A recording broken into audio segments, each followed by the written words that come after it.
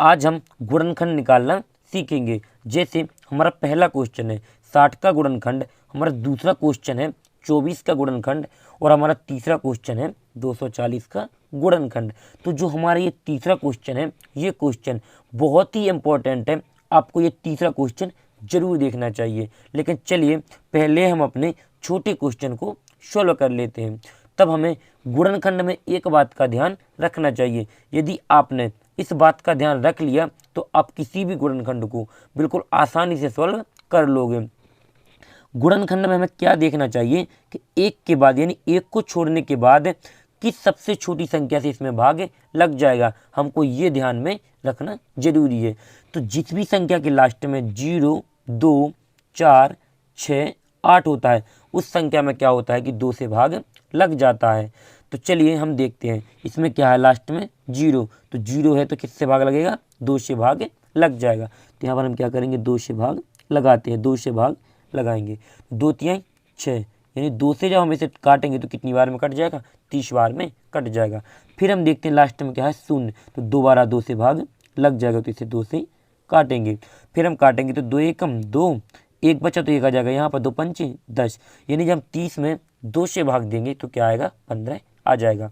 अब हम देखते हैं ना तो 0 है, ना 2 है, ना 4 है, ना 6, ना 8, यहाँ पर क्या दिया गया है, 5 दिया गया है, तो ये 2 से डिवाइड नहीं होगा। तो जिस भी संख्या के अंत में क्या होता है, 1 होता है, 3 होता है, 5 होता है, या फिर 7 हो या 9 हो, तो क्या होता है, इन्हीं संख्या से डिवाइड होगा।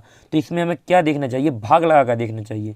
तो हम देखते हैं कि 15 में 3 से भाग चला जाएगा, तो इसे हम क्या करेंगे, 3 से डिवाइड करेंगे, यानी 2 के बाद क्या है हमारी छोटी संख्या, 3 है।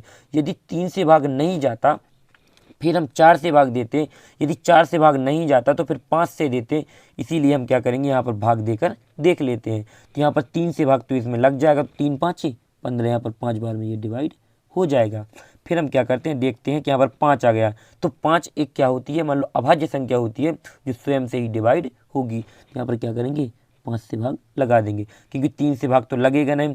फिर आता है हमारा क्या आता है, 4, तो 4 तो एक सम संख्या है जो यदि 4 से भाग लगेगा तो 2 से ही भाग लग जाता, इसीलिए फिर आगे देखते तो क्या होगा, 5।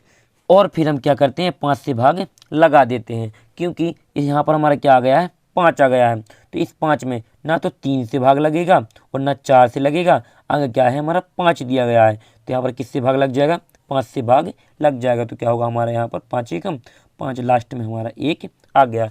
गुणनखंड को हमें जब तक सॉल्व करना होता है कि जब तक कि हमारा लास्ट में 1 ना आ जाए। गुणनखंड का अर्थ होता है एक बड़ी रस्सी के छोटे छोटे क्या करना, टुकड़े करना। और फिर हम क्या करेंगे, इसको गुना कर लेते हैं। यहाँ पर गुना करेंगे तो 2 गुना 2, फिर गुना 3 और गुना 5। तो यहाँ पर 2 का गुना करेंगे, 2 में तो 2 दूना 4, 4 3 कितना होता है 12, 12 पंच कितना होता है हमारा 60, यहाँ पर कितना आ जाएगा 60। यदि गुना करने पर हमें पुनः यही संख्या प्राप्त हो रही है तब तो हमारा गुणनखंड क्या है, सही है। यदि हमें यह संख्या प्राप्त नहीं हो रही है तो हमारा गुणनखंड क्या होता है, पूरी तरीके से गलत होता है। आपको यह बात जरूर ध्यान रखना है कि गुना करने पर हमें यही संख्या प्राप्त होनी चाहिए। अब चलिए हम अपने दूसरे क्वेश्चन को सॉल्व कर लेते हैं। तो हमारा दूसरा क्वेश्चन है 24 का गुणनखंड। तो हम देखते हैं लास्ट में क्या है, 4 है, तो हमारा किससे हो जाएगा डिवाइड, 2 से डिवाइड हो जाएगा। तो यहाँ पर करेंगे 2 से, तो 2 एकम 2, 2 दूना 4, यानी 12 बार में चला जाएगा। फिर क्या है हमारा 2, तो फिर ये दोबारा 2 से कट जाएगा, तो यहाँ 2 से काट देंगे, 2 छक्के 12, फिर दोबारा 2 से कट जाएगा क्योंकि 6 में भाग चला जाएगा, तो 2 तिहाई 6, फिर हमारा 3 आ गया, तो इसे हम 3 से ही काटेंगे, यहाँ पर आ जाएगा 1। फिर हम इनका गुना कर कर देख लेते हैं। तो यहाँ पर 2 गुना 2 गुना 2 गुना 3, तो 2 दूना 4, 4 दूना 8, और 8 तिहाई कितना होता है हमारा 24 होता है, यानी कि हमारा गुणनखंड क्या है, सही है।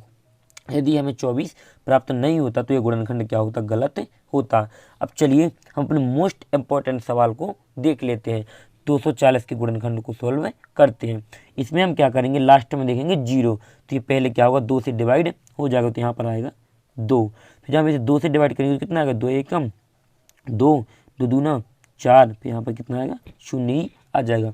फिर हम इसे 2 से डिवाइड करेंगे क्योंकि लास्ट में हमारा 0 है, 2 छक्के 12, यानी कि 60 आ जाएगा। फिर 2 से डिवाइड करेंगे तो कितना आएगा 30 आ जाएगा। और फिर 2 से डिवाइड करेंगे तो कितना आएगा हमारा 15 बार में चला जाएगा। फिर कितने से जाएगा 3 से, तो यहाँ पर 3 5 15। फिर कितने से जाएगा 5 से चला जाएगा, तो यहाँ पर क्या करेंगे 5 एकम 5 कर लेते हैं। तो यहाँ पर हमारा क्या होगा पूर्ण तरीके से 1 आ गया। फिर करेंगे हम इनका गुना, तो 2 गुना 2 गुना 2 गुना 2, 4 बार हमारा 2 2 तो हमने लिख लिया। फिर क्या है गुना 3 और गुना 5, इनका करेंगे गुना। तो 2 दूना 4, 4 दूना 8, 8 दूना 16, 16 3 कितना होता है 48, और 48 पंचे होता है 240। यहाँ पर कितना होता है 240। गुना करने पर हमें वही संख्या प्राप्त हो गई है, इसीलिए हमारा गुणनखंड क्या है सही है। यदि हमको ये 240 ना मिलता तो हमारा गुणनखंड क्या होता पूरी तरीके से गलत होता। यदि आपको गुणनखंड में कोई भी डाउट हो तो हमें कमेंट बॉक्स में ज़रूर बताएं।